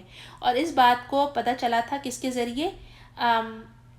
سیرت ابن ہشام میں جو اکرمہ کے ذریعے ان کی تفسیر میں یہ بات پتہ چلتی ہے، اور پھر اللہ تعالیٰ نے بھی یہی بات اپنی سورہ میں نازل کر کے محمد صلی اللہ علیہ وسلم کو بتا دی. تو اللہ تعالیٰ کہہ رہے ہیں کہ چھوڑ دو مجھے اور اس شخص کو جسے میں نے اکیلا پیدا کیا، بہت سا مال اس کو دیا، اس کے ساتھ حاضر رہنے والے بیٹے دیے، اس کے لیے ایک ریاست کی راہ ہموار کی، پھر وہ طمع رکھتا ہے کہ میں اسے اور زیادہ دوں، ہرگز نہیں. وہ ہماری آیات سے عناد رکھتا ہے، میں تو اسے عنقریب ایک کٹن چڑھائی پر چڑھاؤں گا. اس نے سوچا اور کچھ بات بتانے کی کوشش کی تو خدا کی مار اس پر کیسی بات بتانے کی کوشش کی. ہاں اللہ کی خدا کی مار اس پر کیسی بات بنانے کی کوشش کی. پھر لوگوں کی طرف دیکھا، پھر پیشانی سے کیڑی اور منہ بنایا اور پلٹا اور تکبر میں پڑ گیا. آخر میں بولا یہ کچھ نہیں ہے مگر ایک جادو جو پہلے سے چلا آ رہا ہے، یہ تو ایک انسانی کلام ہے. ان قریب میں اسے دوزخ میں جھونک دوں گا، اور تم کیا جانو کہ وہ دوزخ کیا ہے؟ وہ دوزخ نہ رکھے نہ چھوڑے، کھال جھلس دینے والی.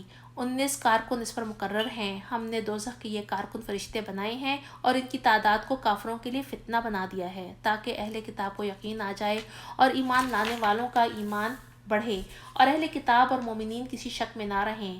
دل کے بیمار اور کفار یہ کہیں گے کہ بھلا اللہ کا اس عجیب بات سے کیا مطلب ہو سکتا ہے؟ اس طرح اللہ جسے چاہتا ہے گمراہ کر دیتا ہے اور جسے چاہتا ہے ہدایت بخش دیتا ہے، اور تیرے رب کے لشکروں کو خود اس کے سوا کوئی نہیں جانتا، اور اس دوزخ کا ذکر ان کے سوا کسی غرض کے لیے نہیں کیا گیا ہے کہ لوگوں کو اس سے نصیحت ہو، ہرگز نہیں، قسم ہے چاند کی اور رات کی جب کہ وہ پلٹتی ہے اور صبح کی جب وہ روشن ہوتی ہے، یعنی جس طرح سے یہ حقیقتیں جن کو تم اپنی آنکھ سے دیکھتے ہو، اسی طرح سے دوزخ بھی ایک بہت بڑی چیز ہے، چیزوں میں سے ایک ہے، انسانوں کے لیے ڈراوا، تم میں سے ہر اس شخص کے لیے ڈراوا جو آگے بڑھنا چاہے اور پیچھے رہ جانا چاہے، آگے کہاں بڑھنا چاہے؟ نیکی میں، اور پیچھے کہاں رہنا چاہے؟ برائی میں۔ ہر متنفس اپنے کسب کے بدلے رہن ہے، دائیں بازو والوں کے سوا جو جنتوں میں ہوں گے، وہاں وہ مجرموں سے پوچھیں گے تمہیں کیا چیز دوزخ میں لے گئی؟ وہ کہیں گے کہ ہم نماز پڑھنے والوں میں سے نہ تھے اور مسکین کو کھانا نہیں کھلاتے تھے، اور حق کے خلاف باتیں بنانے والوں کے ساتھ مل کر ہم بھی باتیں بنانے لگتے تھے اور روز جزا کو جھوٹ قرار دیتے تھے، یہاں تک کہ ہمیں اس یقینی چیز سے سابقہ پیش آ گیا، اس وقت سفارش کرنے والوں کی سفارش ان کے کسی کام نہ آئے گی۔ آخر ان لوگوں کو کیا ہو گیا ہے کہ اس نصیحت سے منہ موڑ رہے ہیں؟ گویا یہ جنگلی گدھے ہیں جو شیر سے ڈر کر بھاگ رہے ہیں۔ جنگلی گدھے جو تھے، یہ عربی محاورہ تھا کہ جنگلی گدھے جو ہے وہ کوئی بھی خطرہ آتا تھا یا کوئی بھی ایسی بات ہو تو وہ بدحواس ہو کر بھاگتے تھے کہ کسی کو یہ نہیں پتہ چلتا تھا وہ کس طرف دوڑ رہے ہیں۔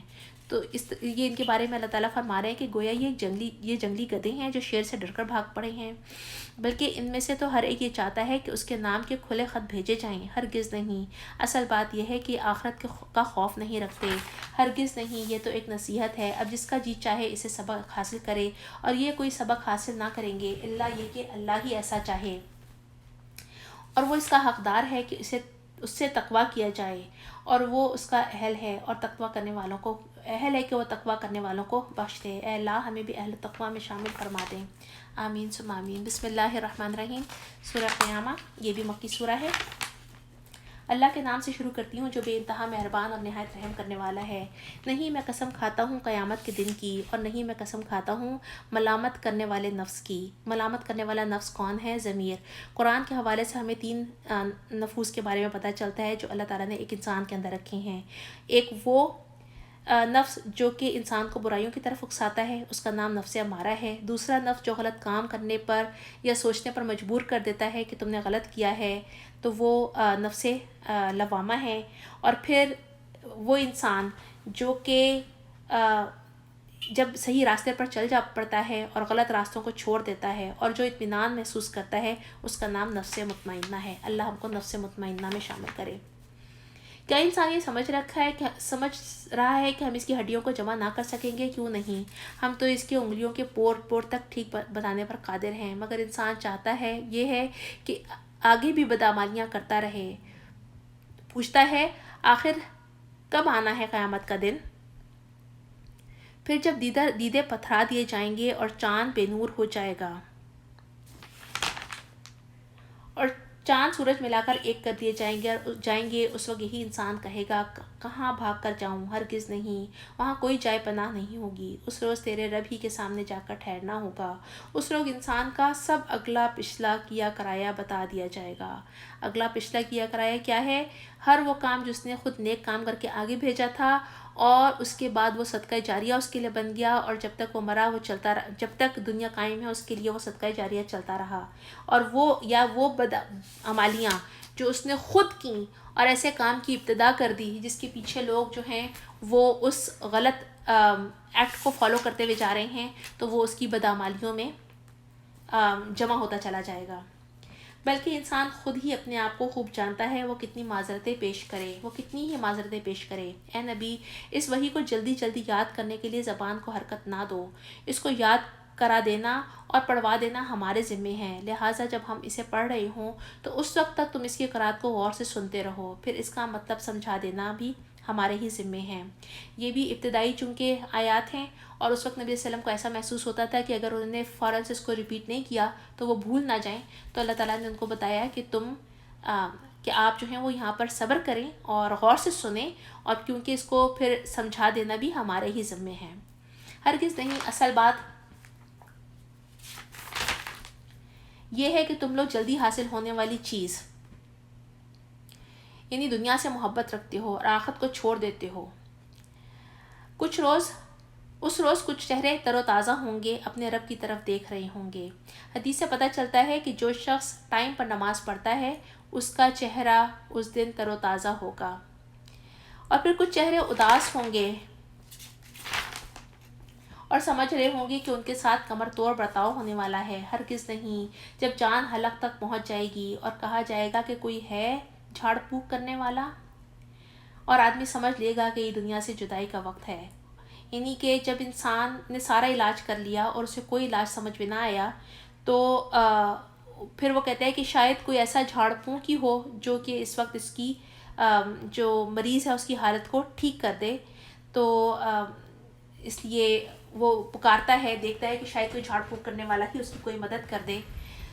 اور جھاڑ پھونک کی یہاں سے جو ہم آیت پڑھتے ہیں نا، اس سے ہمیں یہ بات پتہ چلتی ہے کہ اس کی ممانعت نہیں ہے، جبکہ اس کے اندر کوئی شرکیہ بات نہ ہو، کیونکہ حضرت عائشہ خود فرماتی ہیں کہ نبی صلی اللہ علیہ وسلم ان کو حکم دیتے تھے نظر بد کا دم کرانے سے، اور اسی طرح سے اللہ کے نبی صلی اللہ علیہ وسلم جو ہے وہ خود بھی معوذتین پڑھ کر اپنے ہاتھوں پہ دم کر کے اپنے پورے جسم پر پھیرا کرتے تھے۔ تو جھاڑ پھونک کرانے کا، چونکہ ویسے تو اس شخص کے بارے میں آ رہا ہے جس کی حالت اس وقت جان نکلنے کا ٹائم ہے، لیکن چونکہ ہمارے یہاں بہت سارے لوگوں کا تصور یہ ہے کہ جھاڑ پھونک کرانا جو ہے وہ غلط ہے۔ جھاڑ پھونک کرانا اگر اس کے اندر کوئی شرک کی بات نہیں ہو تو اس کی اجازت ہے، اسی کو رقیہ کہتے ہیں آج کل ہم۔ اور ساتھ میں اللہ کے نبی صلی اللہ علیہ وسلم نے یہ بھی فرمایا تھا کہ تم میں سے جس شخص کو دم کرنا آتا ہو، یعنی رقیہ کرنا آتا ہو، تو اپنے بھائی کو فائدہ پہنچائے، کیونکہ وہ اس وقت بہت زیادہ مجبور اور پریشان ہوتا ہے، تو اس کی مدد کرنی چاہیے۔ اور وہ آدمی سمجھ لے گا کہ یہ دنیا کی جدائی کا وقت ہے اور پنڈی سے پنڈی جڑ جائے گی، وہ دن ہوگا تیرے رب کی طرف روانگی کا۔ مگر اس نے سچ نہ مانا، نہ نماز پڑھی بلکہ جھٹلایا اور پلٹ گیا، پھر اکڑتا ہوا اپنے گھر والوں کی طرف چل دیا۔ یہ روش تیرے ہی لیے سزاوار ہے اور تجھی کو زیب دیتی ہے۔ ہاں، یہ روش تیرے لیے ہی سزاوار ہے اور تجھی کو زیب دیتی ہے۔ کیا انسان نے یہ سمجھ رکھا ہے کہ وہ یوں ہی شتر بے مہار چھوڑ دیا جائے گا؟ کیا وہ ایک حقیر پانی کا نطفہ نہ تھا؟ انسان کو یہاں پر اس کی اوقات یاد دلائی جا رہی ہے کہ تم تھے کیا، جو رحم مادر میں ٹپکایا گیا، پھر وہ ایک لوتھڑا بنا، پھر اللہ نے اس کا جسم بنایا اور اس کے اعضاء درست کیے، پھر اس سے مرد اور عورت کی 2 قسمیں بنائیں۔ تو کیا وہ اس بات پر قادر نہیں کہ مرنے والوں کو پھر سے زندہ کر سکے؟ بے شک اللہ، آپ ہر چیز پر قدرت رکھتے ہیں۔ بسم اللہ الرحمن الرحیم۔ سورہ دہر، سورہ دہر کا دوسرا نام سورہ انسان بھی ہے، یہ بھی مکی سورہ ہے۔ شروع اللہ کے نام سے جو بے انتہا مہربان اور نہایت رحم کرنے والا ہے۔ کیا انسان پر ایک مزے کی بات جو یہاں پر یہ ہے کہ دیکھیں سورہ قیامہ جو ہے یہ سورہ قیامہ کا جوڑا بھی ہے، اور جہاں پر اللہ تعالیٰ نے سورہ قیامہ میں انسان جو ختم کی ہے سورہ، کہ انسان کو بتایا ہے کہ اس کی یعنی اس کو کیسے پیدا کیا گیا، تو وہیں سے ہی اب اس سورہ ہے اس کی آگے ابتدا اللہ تعالیٰ فرما رہے ہیں، کہتے ہیں کہ انسان پر لامتناہی زمانے کا ایک وقت ایسا بھی گزرا ہے جبکہ وہ کوئی قابل ذکر شے نہ تھا، یعنی اس دنیا میں آنے سے پہلے نہ تو ہمیں کچھ پتا تھا، نہ ہمارے والدین کو پتا تھا کہ ہم کیا تھے اور کیا نہیں تھے، لیکن اللہ تعالیٰ نے ہمیں بنا کر عالم ارواح میں رکھا ہوا تھا۔ پھر کیا ہوا کہ ہم نے انسان کو ایک مخلوط نطفے سے پیدا کیا تاکہ اس کا امتحان لیں، اور اس غرض کے لیے ہم نے اسے سننے اور دیکھنے والا بنایا۔ دیکھیں بار بار پھر وہی بات آتی ہے، سننے والا بنایا، دیکھنے والا بنایا، اور دیکھنے والے کے ساتھ ساتھ ہمیں ایک ظاہری آنکھ بھی دی جسے ہم دیکھتے ہیں، اور پھر جو ہم سنتے ہیں اور دیکھتے ہیں تو عقل تک بات جو لے کے جاتے ہیں تو وہ ایک باطنی آنکھ ہوتی ہے جس کو ہم سوچ سمجھ کے بعد کوئی غور و فکر کے ساتھ تدبر کر کے کسی فیصلے کے اوپر پہنچتے ہیں۔ اللہ تعالیٰ فرما رہے ہیں کہ ہم نے اسے راستہ دکھایا، خواہ شکر کرنے والا بنے یا کفر کرنے والا۔ میرا ٹائم تو زیادہ ہو رہا ہے لیکن یہاں پر میں صرف ایک چیز اور ایڈ کرنا چاہتی تھی کہ اللہ تعالیٰ نے انسان کو جانوروں کی طرح نہیں بتایا ہے، بلکہ کہا ہے کہ اپنی جو حصے اللہ تعالیٰ نے دیے ہیں نا ان کو استعمال کرو اور اپنی رب کو پہچانو، اور پھر جب پہچان لو تو اس کے آگے جھک جاؤ۔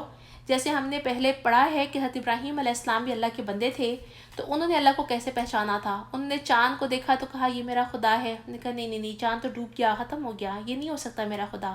پھر سورج کو دیکھا تو کہا یہ تو بہت بڑا ہے، یہ میرا خدا ہے۔ جب سورج بھی ڈوب گیا تو انہوں نے کہا میرا خدا تو ڈوبنے والوں میں سے نہیں ہو سکتا۔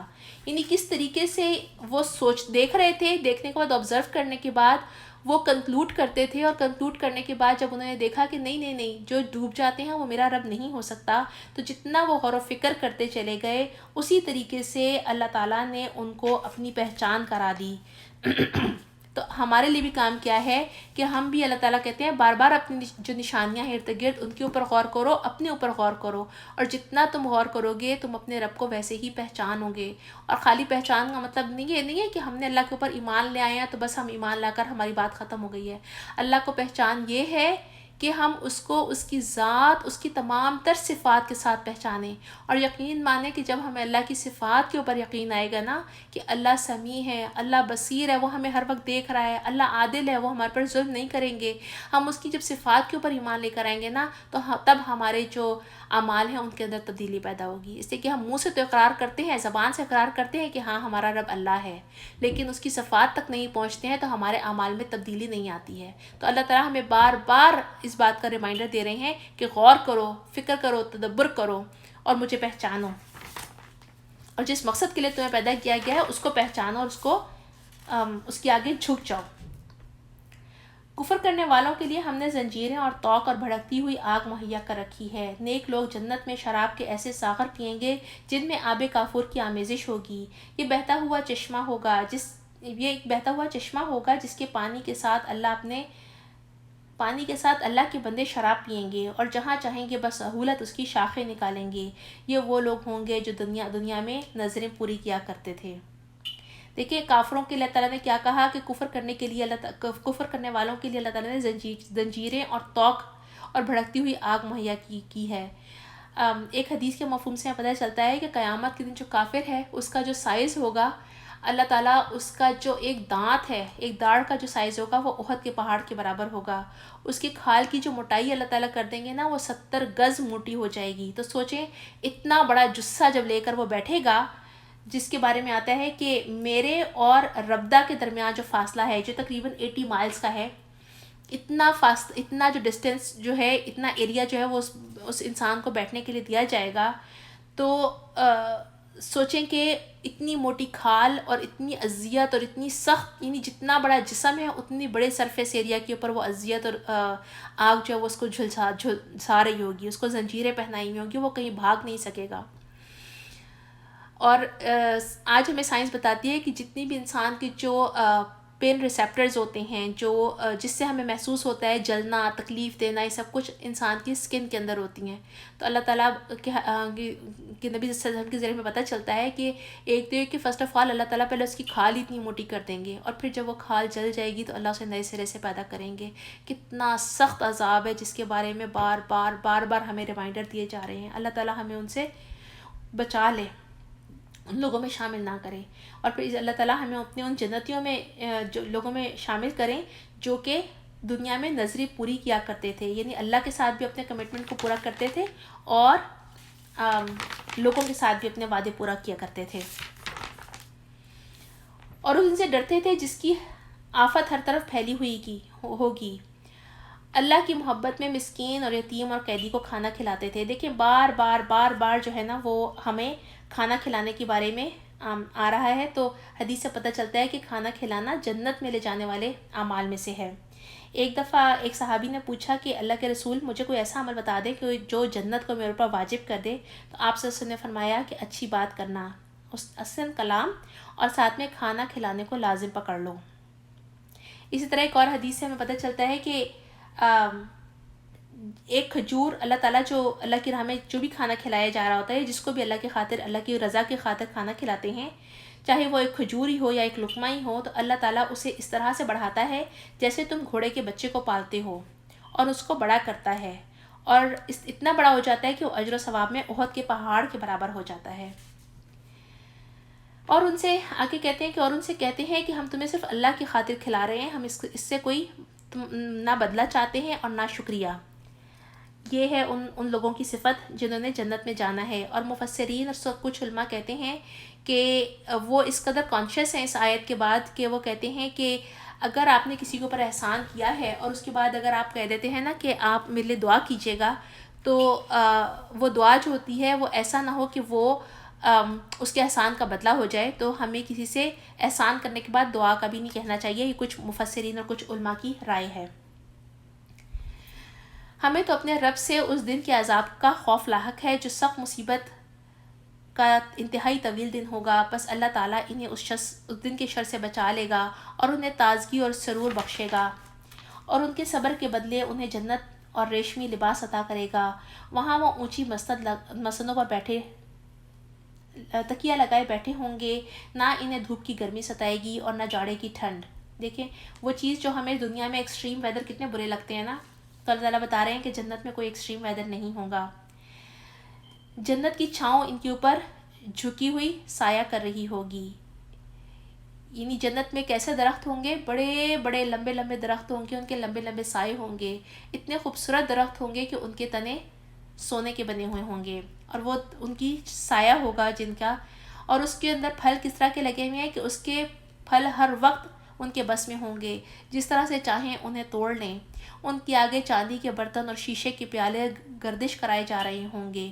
شیشے بھی وہ جو چاندی کی قسم کے ہوں گے، یعنی کرسٹل کلیئر ایک دم. اور ان کو منتظمین جنت نے ٹھیک اندازے کے مطابق بھرا ہوگا. وہاں ان کو ایسی شراب کے جام پلائے جائیں گے جس میں سونٹ کی آمیزش ہوگی. یہ جنت کا ایک چشمہ ہوگا جسے سلسبیل کہا جاتا ہے. ان کی خدمت کے لیے ایسے لڑکے دوڑے پھر رہے ہوں گے جو ہمیشہ لڑکے ہی رہیں گے. تم انہیں دیکھو گے تو سمجھو گے کہ جو بکھرے ہوئے موتی ہیں. حضرت عبداللہ ابن عمر کہتے ہیں کہ کم سے کم جنتی جو ہے اس کے لیے وہاں پر 1000 نوکر ہوں گے. وہاں جدھر بھی تم نگاہ ڈالو گے نعمتیں ہی نعمتیں اور بڑی سلطنت کا سر و سامان تمہیں نظر آئے گا. ان کے اوپر باریک ریشم کے سبز لباس اور اطلس و دیبا کے کپڑے ہوں گے. ان کو چاندی کے کنگن پہنائے جائیں گے اور ان کا رب ان کو نہایت پاکیزہ شراب پلائے گا. یہ ہے تمہاری جزا. اللہ تعالیٰ کس قدر قدردان ہے اپنے بندوں کے نیک اعمال کا. ایک حدیث سے یہ بھی پتہ چلتا ہے کہ اگر کسی مسلمان نے راستے سے کوئی ایسی چیز ہٹا دی جو دوسروں کو تکلیف دے رہی ہے تو اللہ تعالیٰ اس کے لیے ایک نیکی لکھ دیتے ہیں، اور جس کے لیے اللہ ایک نیکی لکھ دے تو اس کی وجہ سے وہ اس کو جنت میں داخل کر دیں گے. اللہ تعالیٰ کتنی قدر کر رہے ہیں. کہہ رہے ہیں کہ یہ ہے تمہاری جزا، تمہاری کارگزاری قابل قدر ٹھہری ہے. اے نبی، ہم نے ہی تم پر یہ قرآن تھوڑا تھوڑا کر کے نازل کیا ہے، لہٰذا تم اپنے رب کے حکم پر صبر کرو اور ان میں سے کسی بد عمل یا منکر حق کی بات نہ مانو، اور اپنے رب کا نام صبح و شام یاد کرو، اور رات کو بھی اس کے حضور سجدہ ریز ہو کر، یعنی کہ ذکر کرو. ذکر اگین اوور اینڈ اوور ذکر کا بات آ رہی ہے کہ کثرت سے ذکر انسان کے نامہ اعمال کے اندر سب سے زیادہ بھاری ہوگا، اور یہ کثرت ذکر جو ہے یہ منافقت کا علاج بھی ہے. رات کے طویل اوقات میں اس کی تسبیح کرتے رہو. یہ لوگ تو جلدی حاصل ہونے والی چیز دنیا کی محبت رکھتے ہیں، اور جو بھاری دن آنے والا ہے اسے نظر انداز کرتے ہیں. ہم نے ہی ان کو پیدا کیا ہے اور ان کے لیے جوڑ بند مضبوط کیے ہیں، اور ہم جب چاہیں ان کی شکلوں کو بدل کر رکھ دیں. یہ ایک نصیحت ہے، جس کا جی چاہے اپنے رب کی طرف جانے کا راستہ اختیار کر دے. یعنی اللہ تعالیٰ نے ہمیں دونوں راستے دکھا دیے ہیں. ہمارا کام ہے کہ ہم نے اپنے لیے کون سا راستہ منتخب کرنا ہے، اور تمہارے چاہنے سے کچھ نہیں ہوتا جب تک اللہ نہ چاہے. یقیناً اللہ بڑا علیم اور حکیم ہے، اپنی رحمت میں جس کو چاہتا ہے داخل کرتا ہے، اور ظالموں کے لیے اس نے دردناک عذاب تیار کر رکھا ہے. جزاک اللہ خیراً کثیراً. سبحانک اللہم و بحمدک نشہد ان لا الہ الا انت نستغفرک و نتوب الیک. ربنا تقبل منا انک انت السمیع العلیم وتب علینا انک انت التواب الرحیم. وصلی اللہ تعالی علی خیر خلقہ و آلہ و اصحابہ اجمعین برحمتک یا ارحم الراحمین.